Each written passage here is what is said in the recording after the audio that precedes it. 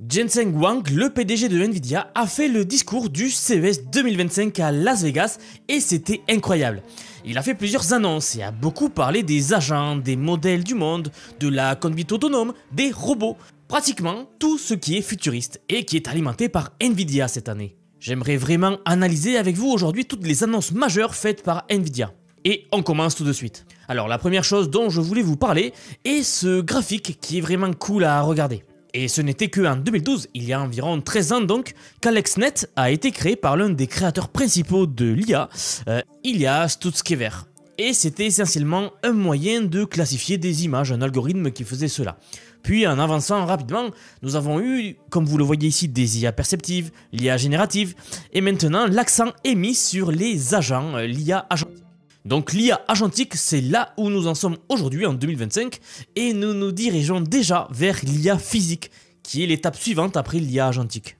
Et personnellement, je crois que 2025 sera l'année de l'IA agentique. Comme vous voyez ici, il liste les assistants de codage, le service client, les soins aux patients, mais c'est tellement plus que cela. C'est l'intelligence brute d'un grand modèle de langage combiné avec tout ce dont il a besoin pour réellement faire des choses dans le monde réel, que ce soit dans le monde numérique ou dans le monde physique réel. C'est vraiment l'année des agents et vous allez voir pourquoi je dis ça très bientôt. Et dans la partie suivante, il va parler de cette transition de l'informatique classique, telle que nous la connaissons aujourd'hui, vers cette nouvelle informatique basée sur l'IA. Et je pense en fait qu'il est assez conservateur dans ses estimations. Vous savez, j'ai des discussions passionnantes avec de nombreux développeurs qui pensent que l'avenir sera un mélange équilibré entre l'IA et la programmation classique. Mais laissez-moi vous partager une vision plus audacieuse, basée sur mon expertise dans le domaine. Ce que j'observe, notamment à travers des projets novateurs comme la démo iDoom par exemple, qui était une grande démo dans le domaine de l'IA, c'est quelque chose de beaucoup plus radical. Imaginez que chaque pixel, chaque élément d'interface avec lequel vous interagissez soit généré en temps réel par une IA.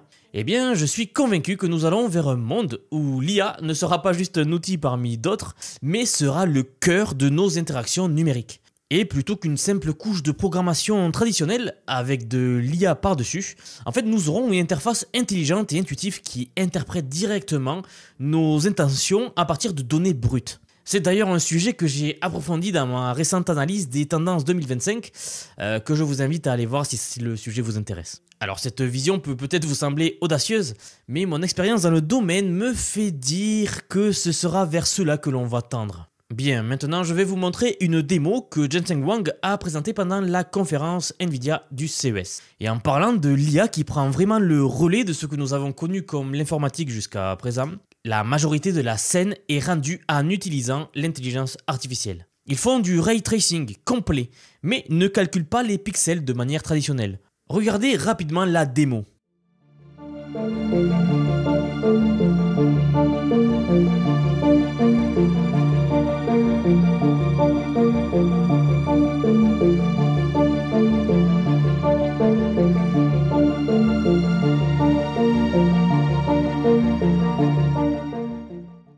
Une révolution silencieuse est en train de s'opérer dans le domaine des graphismes en temps réel. Ce qui est véritablement remarquable, c'est que 90% du rendu est maintenant généré par de l'intelligence artificielle en temps réel, ne laissant que 10% au ray tracing traditionnel. En gros, l'IA a pris le contrôle de 90% de la manière dont nous faisions de la génération en 3D.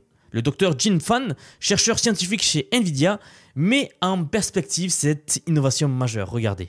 Alors, au-delà des spécifications attendues de cette fameuse RTX 5090, c'est l'intégration profonde de l'IA, des réseaux neuronaux, dans l'architecture même de la carte graphique. Et il faut dire que le processus est fascinant. Le ray tracing traditionnel ne fournit qu'une ébauche initiale d'abord, un canevas si vous préférez, et à partir duquel le modèle génératif sophistiqué d'IA élabore en temps réel tous les détails. Comme il le résume élégamment, l'IA est le nouveau graphisme.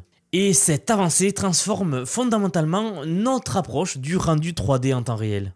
Nous rentrons dans une ère où les scènes tridimensionnelles ne sont plus simplement rendues au sens traditionnel, mais plutôt prédites et générées dynamiquement par une IA. Le système nécessite qu'une approximation structurelle de la scène pour prédire le résultat final détaillé et sophistiqué.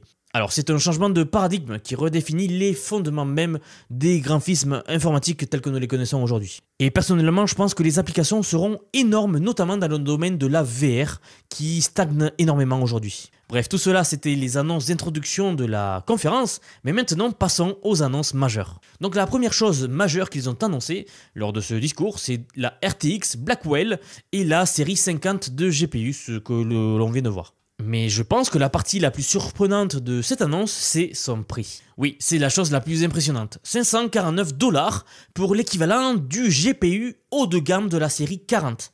Ils nous promettent ici une performance équivalente à la 4090. Vous savez, la meilleure carte graphique pour les consommateurs disponible aujourd'hui. Et dans cette prochaine section, Jensen Huang va nous parler des lois d'échelle et du passage d'un pré-entraînement à 3. J'ai trouvé toute cette partie de la présentation fascinante, alors regardons-la en entier. Parlons maintenant de l'intelligence artificielle.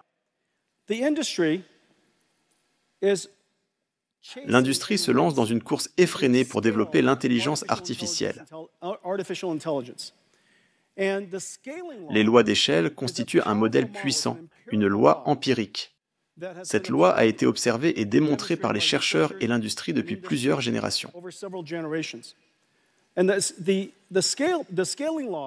Les lois d'échelle établissent que plus vous avez de données d'entraînement et un grand modèle, plus vous y appliquez de puissance de calcul, plus votre modèle devient performant et capable. Et cette loi d'échelle continue de se vérifier. Ce qui est vraiment fascinant, c'est que nous nous dirigeons vers une nouvelle ère. Internet produit chaque année 2 fois plus de données que l'année précédente. Dans les prochaines années, l'humanité produira plus de données qu'elle n'en a créées depuis ses débuts. Nous générons une quantité gigantesque de données multimodales, vidéos, images et sons.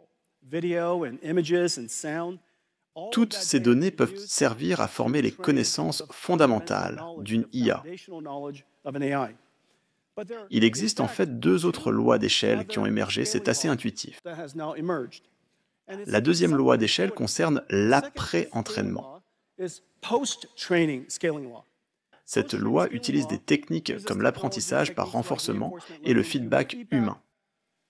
Concrètement, l'intelligence artificielle génère des réponses basées sur une requête humaine qui fournit ensuite un retour. C'est plus complexe que cela, mais ce système d'apprentissage par renforcement avec des prompts de qualité permet à l'intelligence artificielle d'affiner ses compétences et de les adapter à des domaines particuliers. Elle peut ainsi améliorer ses capacités, notamment pour la résolution de problèmes mathématiques. Alors laissez-moi vous expliquer très rapidement ce que cela signifie. Eh bien, c'est tout ce que nous avons vu essentiellement jusqu'à présent. Lorsque vous avez une IA, plus vous lui donnez des données, meilleur il devient. Et il y a eu une course pour engloutir autant de données publiques d'Internet que possible par toutes les entreprises. Et même les données derrière des paywalls et autres. Et bref, donc ça a été une course entre toutes les principales entreprises d'IA. Mais nous sommes à peu près saturés sur la quantité de données disponibles. Et donc, la loi d'échelle continue. Il faut bien vous rendre compte qu'aujourd'hui, nous assistons à un cycle intéressant où les modèles d'IA, entraînés initialement sur des données humaines, maintenant génèrent eux-mêmes de nouvelles données qui se retrouvent sur le web. C'est un peu le processus qui s'est inversé. Et ces données dérivées servent ensuite à entraîner la génération suivante de modèles. Donc les modèles d'IA sont aujourd'hui entraînés sur des données générées par des IA elles-mêmes. Et c'est cette boucle de rétroaction qui soulève des questions cruciales sur la qualité des données d'entraînement à long terme dans le domaine de la recherche en IA. Et il faut dire que la diversification des données est tout aussi remarquable.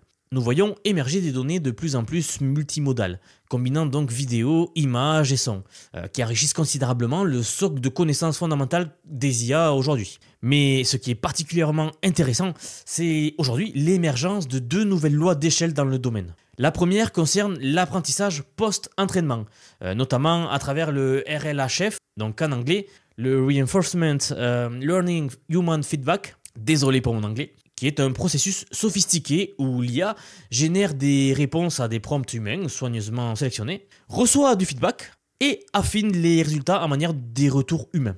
Prenez les mathématiques par exemple. Un modèle peut significativement améliorer ses capacités de résolution de problèmes grâce à ce processus-là, le RLHF. Et je pense que beaucoup avaient sous-estimé l'impact de cette méthode d'entraînement, et même du fine-tuning, comme des leviers d'amélioration des modèles classiques. Mais franchement, les résultats parlent d'eux-mêmes. C'est vraiment comparable à avoir un mentor personnel. Après avoir eu votre formation initiale, par exemple, vous continuez à progresser grâce à des retours d'expérience ciblés, donc grâce à des retours de clients ou autres, peu importe. Ça, c'était la première loi d'échelle. Mais nous voyons également émerger l'apprentissage par renforcement basé sur le feedback d'IA et la génération de données synthétiques. C'est en gros le RLHF, mais maintenant fait par des IA. Et c'est là où ça devient assez fou. C'est maintenant les IA qui vont entraîner d'autres IA. Alors ces approches s'apparentent à une pratique intensive autodirigée. Vous savez, c'est comme un joueur qui répéterait inlassablement ses mouvements jusqu'à la perfection. Quelqu'un qui jouerait aux échecs contre lui-même sans arrêt. En fait, l'exemple d'AlphaGo est particulièrement éloquent pour expliquer ce concept. En jouant des millions de parties contre lui-même, il a non seulement atteint un niveau de maîtrise surhumain, mais il a aussi découvert des stratégies innovantes que nous ne connaissions pas. Comme l'illustre le célèbre coup célèbre qu'a fait AlphaGo contre Lee Sedol, un moment qui restera gravé dans l'histoire de l'IA. Bref, je commence un peu à m'éloigner, regardons la suite de la conférence. Je voudrais vraiment attirer votre attention sur une innovation remarquable qui nous est... Mais avant de voir ça, très rapidement, j'aimerais vous parler du nouveau projet que j'ai en ce moment. Comme vous le savez, sur cette chaîne, on analyse toutes les sorties et toutes les nouveautés en rapport avec l'IA. Mon but est avant tout de faire découvrir cette magnifique technologie au plus grand nombre et surtout, et avant tout, d'éveiller les consciences par rapport à l'IA. Comme je vous l'ai déjà dit, je ne sais pas vous, mais moi quand j'en parle autour de moi, les gens n'ont pas vraiment conscience de ce qu'est l'IA. Ils ne se rendent pas compte de l'impact que celle-ci va avoir dans la société. Un impact monumental. Alors je l'ai déjà dit, je ne fais pas de placement de produits sur cette chaîne, je veux la garder la plus authentique possible. Alors c'est pour cela que j'ai créé une formation si vous voulez apprendre à utiliser l'IA dans absolument tous les domaines de votre vie. D'ailleurs, si vous regardez cette vidéo, je pense qu'il y a de très grandes chances que vous utilisiez déjà l'IA, notamment ChatGPT par exemple. Eh bien, si vous voulez pousser beaucoup plus loin votre réflexion et apprendre à utiliser tous les outils de l'IA et savoir comment exactement les appliquer à tous les domaines de votre vie, vous pouvez regarder le lien que je vais vous laisser en commentaire épinglé sous la vidéo. Donc n'hésitez pas à y faire un tour si vous êtes intéressé par le sujet. Je tiens juste à préciser que vous aurez également accès à la communauté Vision IA. J'ai lancé le projet il y a très peu et vous êtes déjà plus d'une centaine à avoir fait l'acquisition de la formation. Ce qui est vraiment bien, c'est que vous venez de beaucoup de domaines différents et j'adore discuter avec vous régulièrement de savoir comment appliquer les outils que vous apprenez dans vos domaines précis. C'est vraiment intéressant.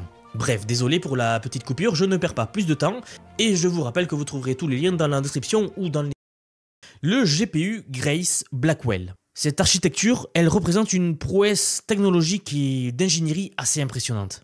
En fait, c'est précisément ce type d'infrastructure que les grands fournisseurs de cloud computing déploient dans leurs data centers, vous savez, les grands entrepôts, les grands centres de données, et que les entreprises peuvent aujourd'hui louer pour leurs besoins de calcul intensif. C'est un des marchés les plus lucratifs aujourd'hui, c'est de louer des serveurs, soit pour stocker des données, soit pour effectuer des calculs. Et ces machines sont tout simplement colossales.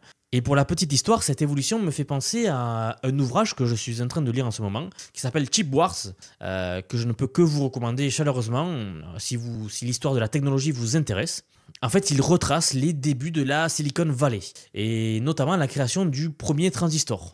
Et ce qui est particulièrement frappant, c'est que les pionniers de l'époque, il y a 50, 60, voire 70 ans, avaient déjà une vision prophétique. Ils étaient convaincus que les transistors allaient s'intégrer dans chaque aspect de notre vie et révolutionner le monde. Et à l'époque, ces visionnaires se battaient pour intégrer ne serait-ce que quelques dizaines, puis centaines, puis milliers de transistors sur une seule petite puce. Et aujourd'hui, le Grace Blackwell, présenté donc par Nvidia, embarque 130 milliards de transistors. Une progression qui défie l'imagination et illustre parfaitement la loi de Moore, qui est d'ailleurs illustrée dans ce livre aussi. Mais ce qui m'enthousiasme particulièrement, c'est la partie suivante de la présentation de Jensen concernant les agents IA. Et il faut dire que je partage totalement son optimisme dans ce domaine. Et je suis ravi qu'il ait accordé une place si importante à ce sujet dans son keynote. Alors écoutons ce qu'il a à dire à ce sujet.